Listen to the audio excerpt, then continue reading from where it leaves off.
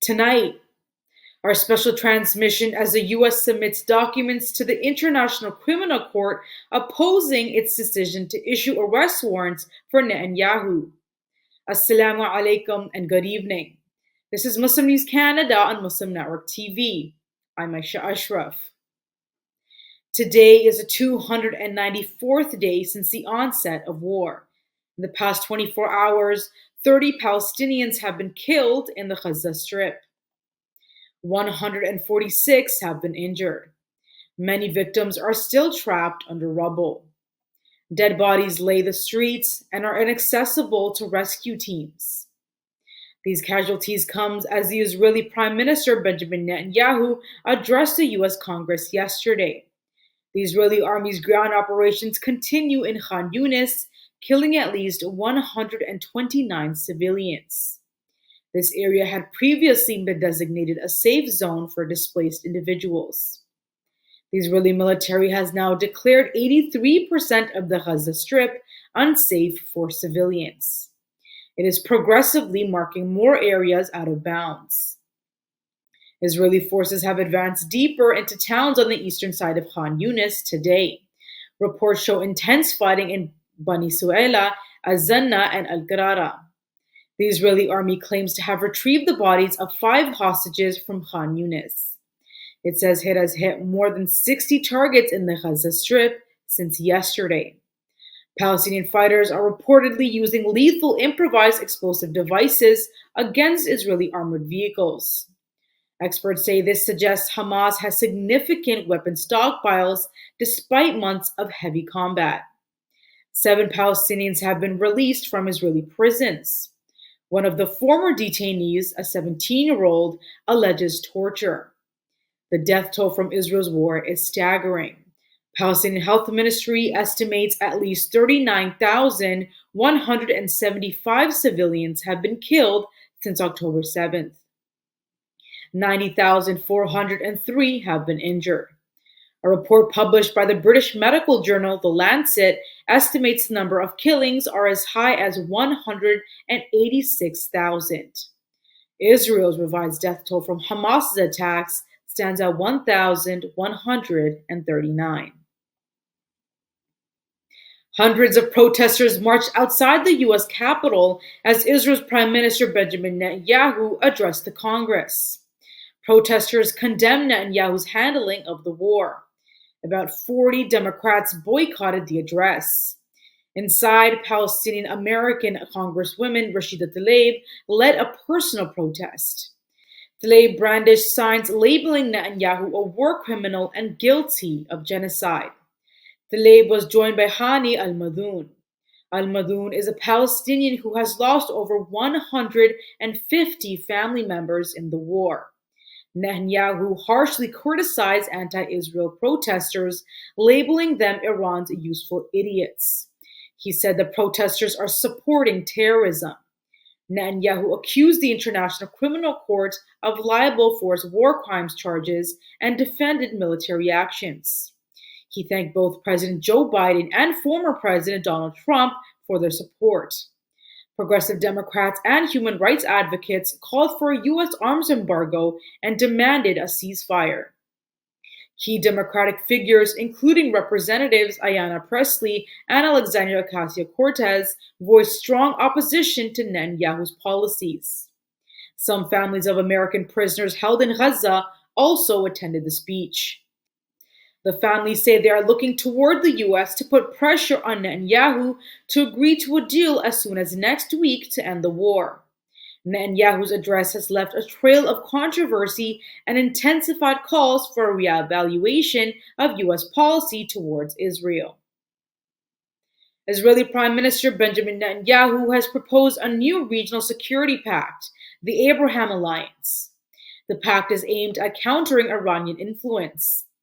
The proposal came during his address to the U.S. Congress. Netanyahu describes this alliance as an extension of the Abraham Accords. He says the alliance will promote peace with Israel. He has invited all nations to join. He says the pact is necessary due to military tensions with Iran. Netanyahu says the world saw a glimpse of his proposed pact on April 14 when Arab states and the US intercepted a barrage of Iranian missiles bound for Israel. Netanyahu has also reaffirmed total victory in Gaza. He says Israel will continue its operations until it achieves its goals. Netanyahu has falsely claimed that Israel enabled more than 40,000 aid trucks to enter Gaza. Elon Musk made a surprise appearance in Washington for Netanyahu's address to Congress. Musk was invited by Netanyahu. Musk sat in the visitors' gallery with Netanyahu's wife, several Israeli soldiers, and a former prisoner. This visit came a day after Musk announced on X that his company Starlink had activated satellite internet in a Gaza hospital with support from Israel and the United Arab Emirates. Vice President Kamala Harris was notably absent from the speech, citing travel demands. She met Netanyahu separately after his address yesterday. The Biden administration has submitted documents to the International Criminal Court voicing its staunch opposition to the decision to seek arrest warrants for Israeli officials. The chief prosecutor is seeking the arrest warrants of Prime Minister Benjamin Netanyahu, Israeli, and Hamas officials. So far, the court has received documents from 60 states, organizations, and individuals expressing their opinion on the execution of the warrant. By submitting the documents, the Biden administration joins a group including Norway, the Organization of Islamic Cooperation, U.S. Senator Lindsey Graham, and a French lawyer who claimed he was submitting a brief on behalf of Hamas. The court's decision on these warrants may be delayed due to the high volume of briefs submitted. Previously, the U.S. had lobbied with the UK to challenge the court. The elders, a prominent group of global leaders, have urged the nations to act decisively in response to the ruling of the International Court of Justice. The court ruling was issued on July 19th. It calls Israel's occupation of Palestinian territories unlawful. The elders are calling for an immediate enforcement of this ruling.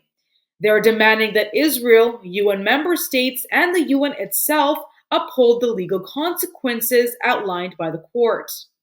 The elders condemn Israel's policies as a breach of international law. They accuse Israel of apartheid and territorial annexation. The elders are calling for a ceasefire, releasing hostages, and facilitating humanitarian access. They say leaders must choose between upholding the rule of law or ignoring it. The group was founded by Nelson Mandela in 2007. It includes Mary Robinson, Ban Ki-moon, Gro Harlem Brundtland, Helen Clark, Graça Machel, and Lakhdar Brahimi, among others. A viral video threatening violence at the Paris Olympics has been discredited as fake.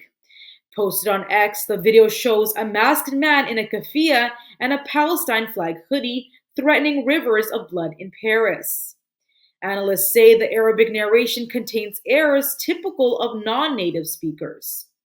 Experts say the video's grotesque imagery and rhetoric, such as holding a fake severed head, are inconsistent with the tactics of Hamas. Experts argue that this video is a deliberate attempt to falsely link Hamas with terrorist groups like ISIS. The account that initially shared the video was created recently. It had previously promoted unrelated content. Izzat al-Rishk, a member of Hamas's political bureau, calls the clip a part of Zionist propaganda.